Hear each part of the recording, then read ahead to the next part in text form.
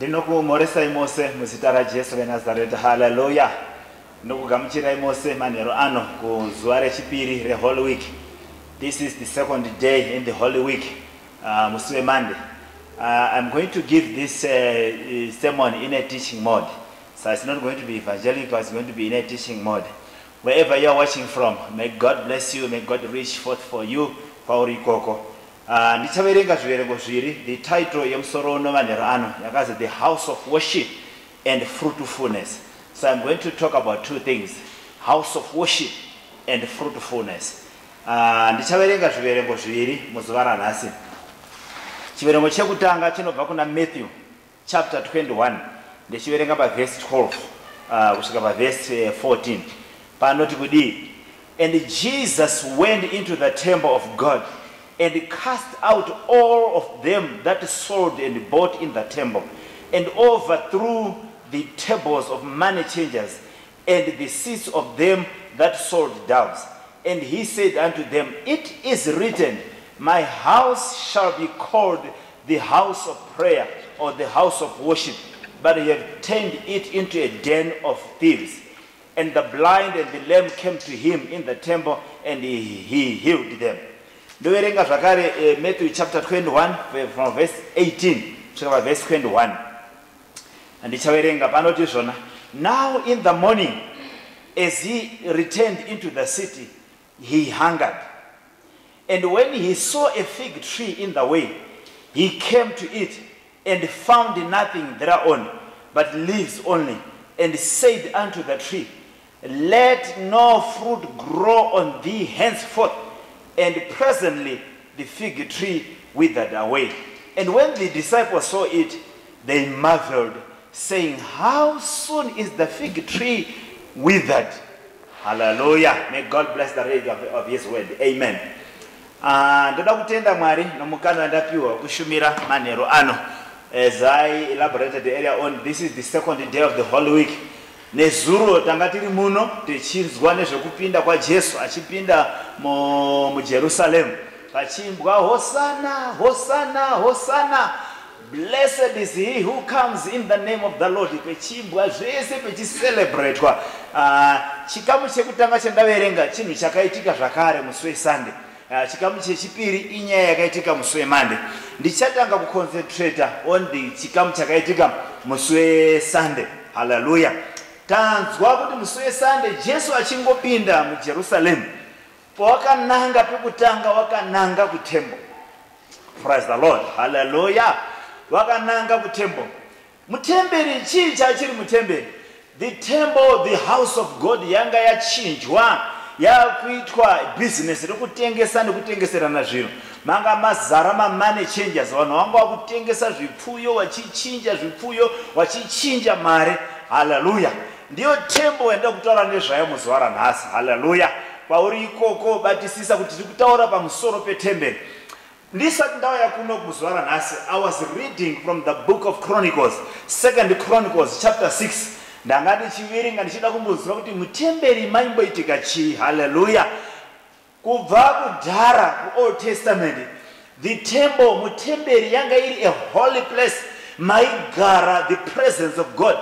The ark which yaita resemble, yaita mimic the presence of God, yaigara mu hall of holies, mu inner part yetemberi yaizi hall of holies.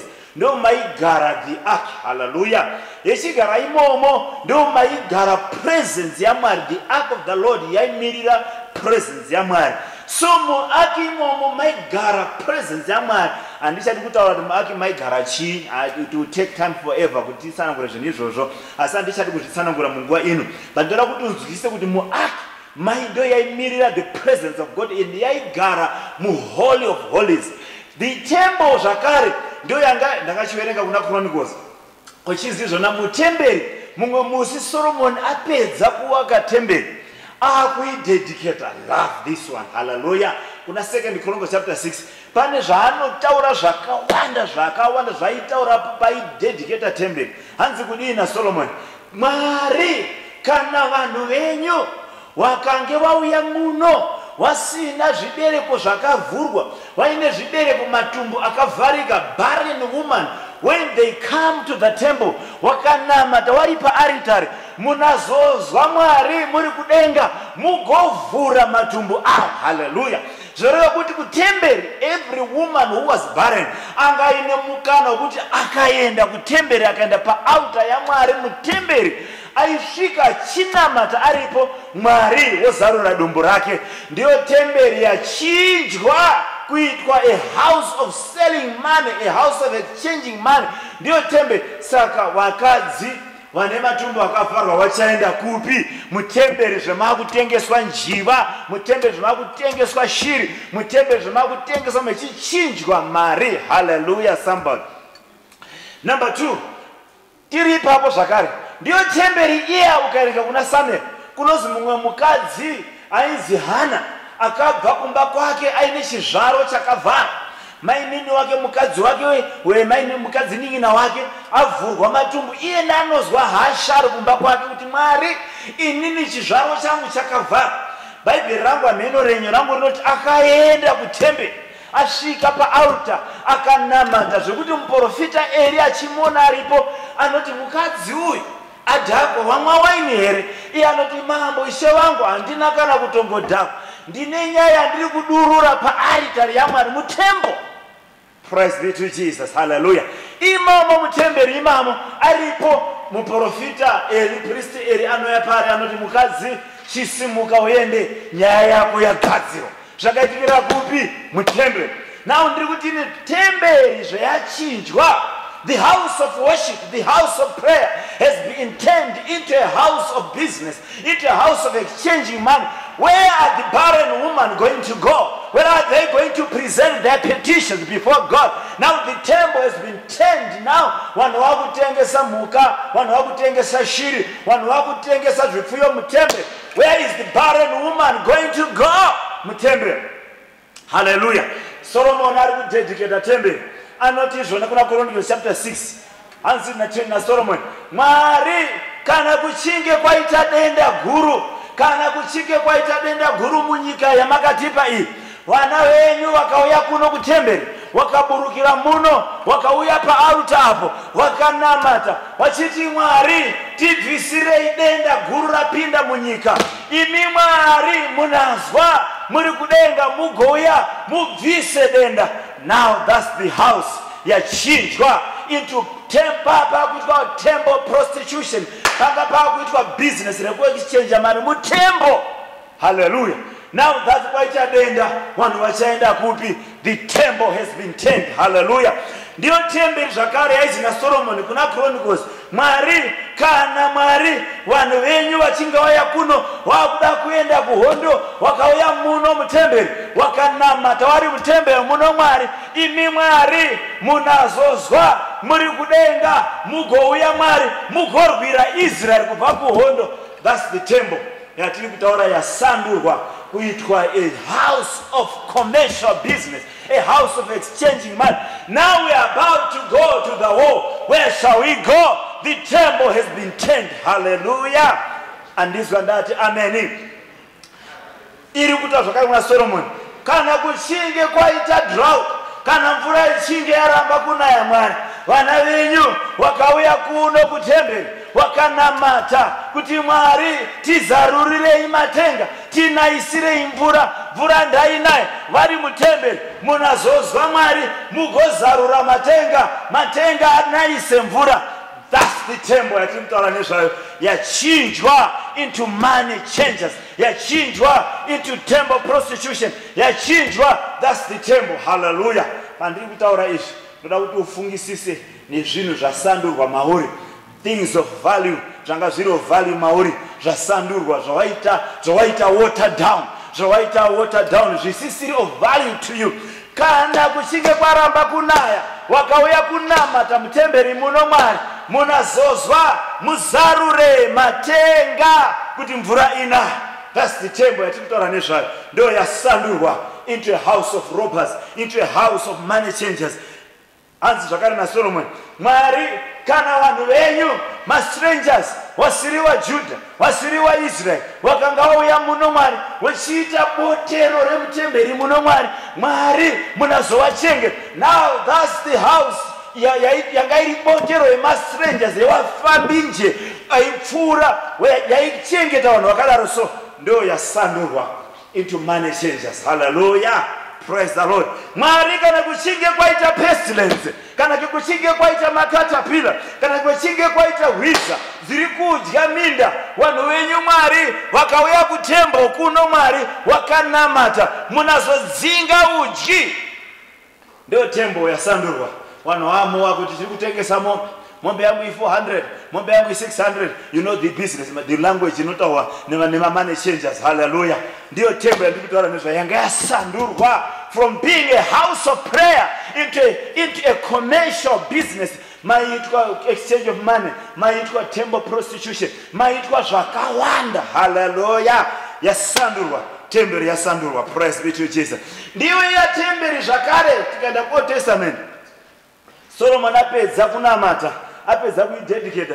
Bhaibheri rangu rinoti zvona paakapedza kudedicata temberi, the Bible says pakaita Shekinah glory. Hallelujah. Pakaburuka kubwinya kwaMwari kwakakurisa zvokuti the Bible says the priests couldn't enter. Havasaikwanisa kupinda mutemberi vachishumira.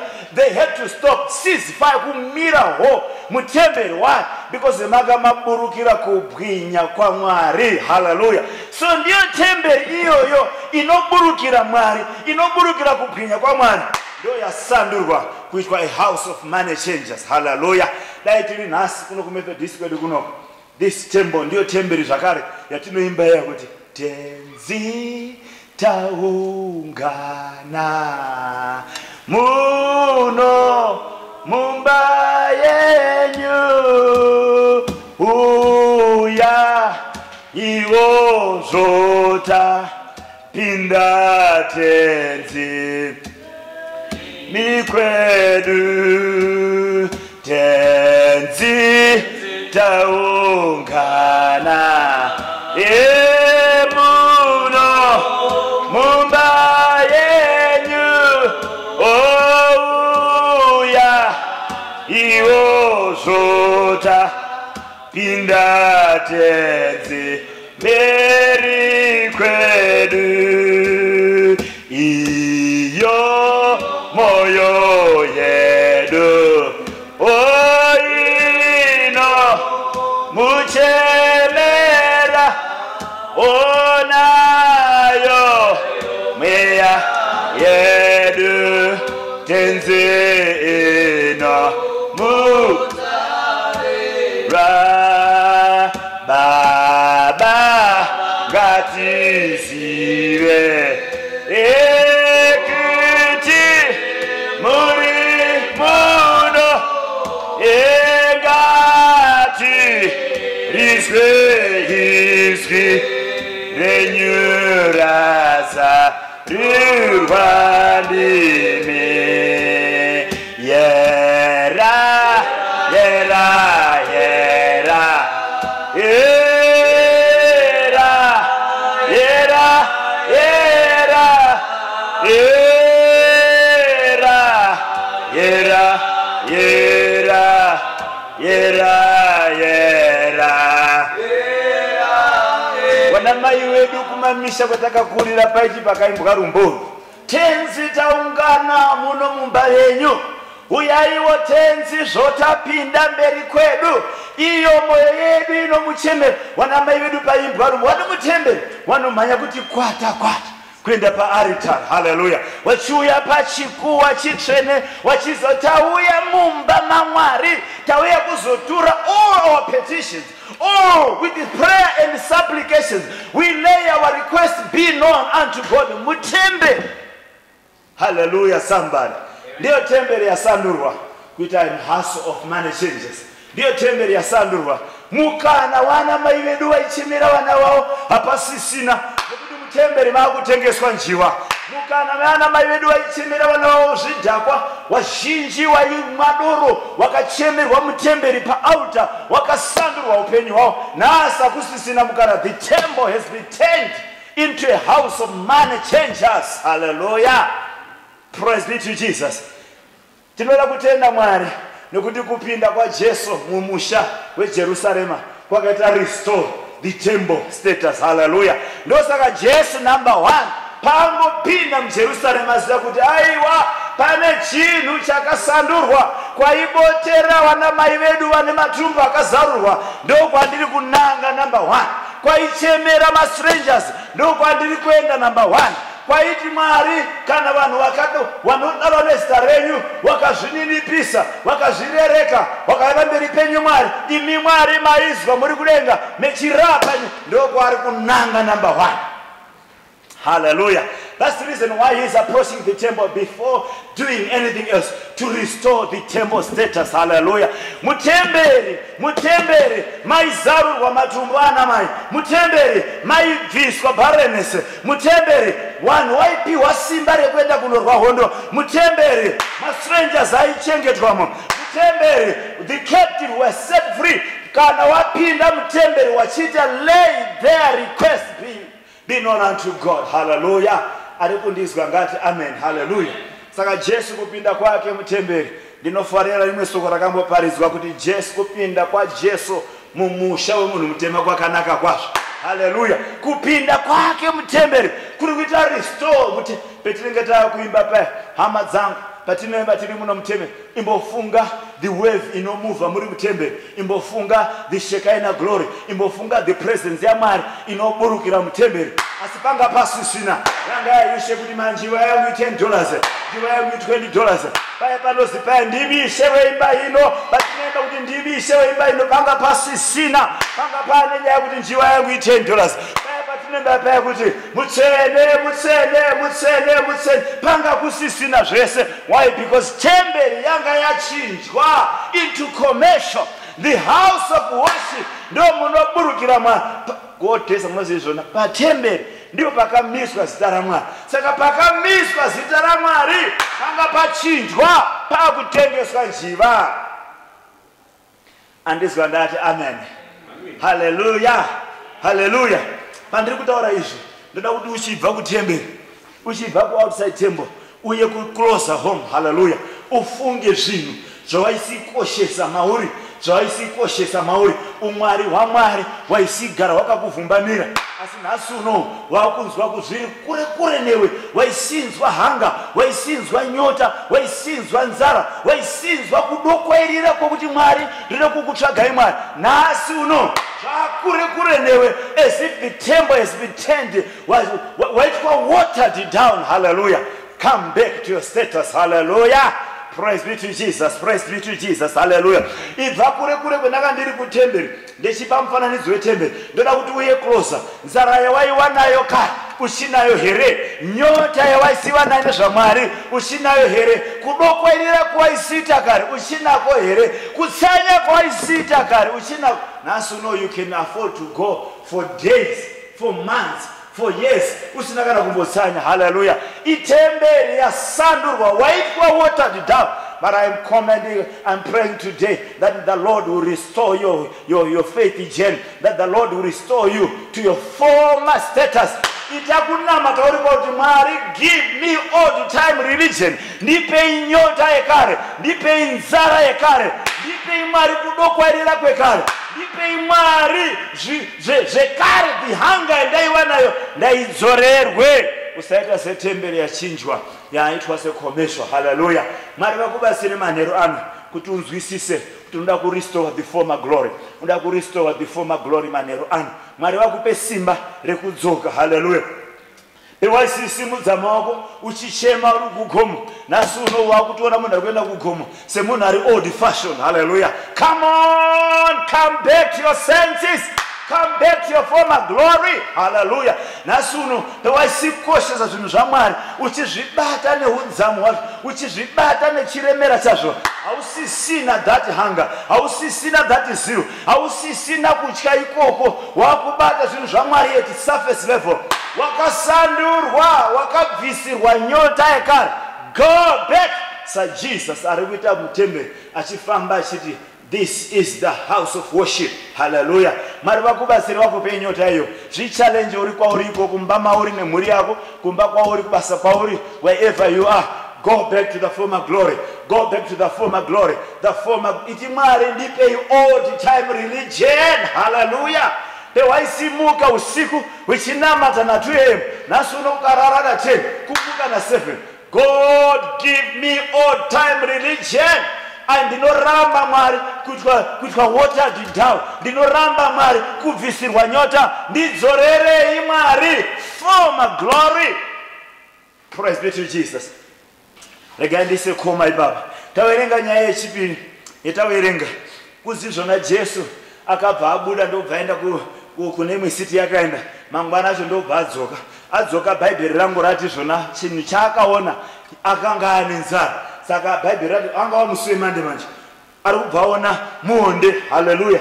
Ukarenga zvakanaka zvona muonde uyu wanga wakasvibirira. Saka paakaona ari kure akafunga kuti muonde uyu une something to give me. Une maonde kuti ndidye. Paanosvika pauri anoona muonde wakasvibirira asi mauri hamuna chirimo. Hallelujah.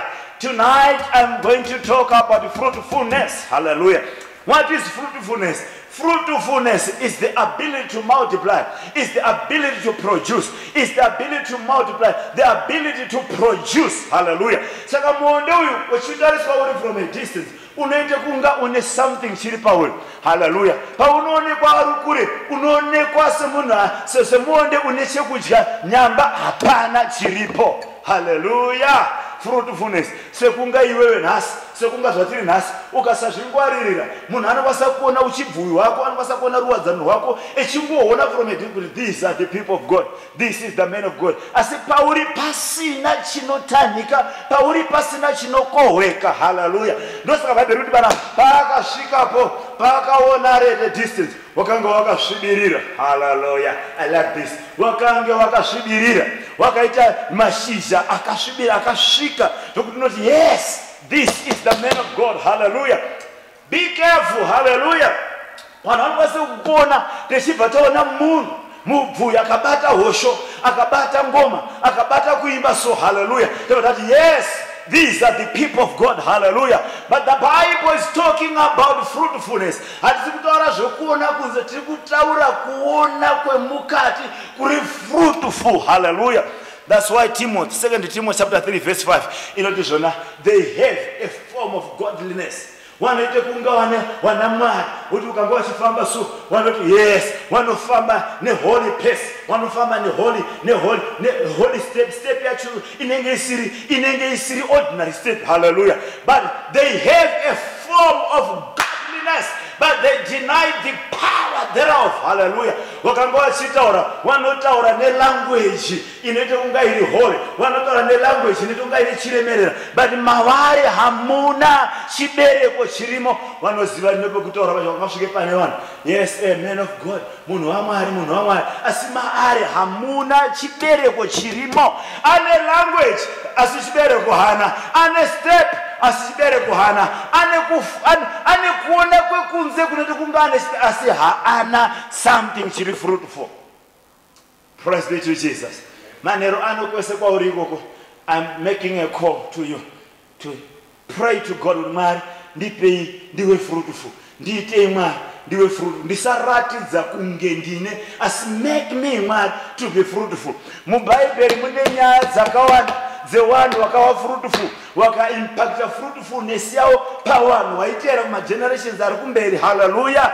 Mwari vatipe simba. Zvinonzi neBhaibheri Jesu paakasvika pamuonde anotarisa kuti aone maonde, haana kuona chinhu.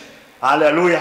SaMwari ari kutarisa munhu, ari kutarisa muparidzi akanga amira panapa, ane language, ane the charisma, ane language yacho, ane the charisma, ane the vocabulary, anoziva the language, what to say pamberi pevanhu, what to say pamberi pedu, what to say. But chaasina is the fruitfulness. Mari hamuna kurevesa, mune language asi kurevesa hamuna, mune vocabulary asi kurevesa hamuna, mune zvese zvingatarisirwa asi chibereko hamuna. Praise be to Jesus. Mwari vatibasire manero ano from wherever you are watching this, kuti Mwari vakupe the power rekuva fruitful, the power to produce. Jesu paanosvika pamuonde anozwa hasha. Hallelujah. Aona muonde wakasvibirira. Hallelujah. Muonde wakasvibirira une mashizha akasvibirira akasvika, asi paari hapana haleluya. Sekungari kuona mubvuyi akapfeka bhanhiri, akapfeka zvese, akabata hosho, asi maari hapana chibereko chiripo. Sekungari kuona mairiwadzano wakasunga dhuku jena, wakasunga nemukunguru, wakasunga neredhi inosunga pachuno, akasunga nehembe yeblue, haleluya. Ari kuratidzika, ane language, anoimba, akanga akusimudza maoko pano. Hama dzangu, pakaimbwa pano pachisimudzwa maoko, munoti denga raburuka, basi chipere hapana. God is making a call tonight. Be fruitful. Multiply. Be fruitful. Hallelujah. Jesu anoita sei kumonde? Anotarira monde, achitarisa kudya pamonde, anosvika monde usina chinhu, anoti ukamonde. Bhaibheri ramboratidza namonde. Rimwe Bhaibheri, rimwe version inoti wakazoma mangwana, asi ndafarira version iyi yataverenga yati wakabva waoma ipapo. Hallelujah. Mwari ngatisasvika baba. Ndibasirei Mwari to be fruitful. Help me to be fruitful. Kuti vanhu pavanondiona Mwari, zvavanoona kunze Mwari, zvive zvirizvo zviri kureflecta mumwoyo mangu. Zvavanonzwa language yangu Mwari, ive iriyo iri kureflecta mumwoyo mangu. Taramba Mwari kumira ndichiri kunga ndine muchero, ndisina muchero.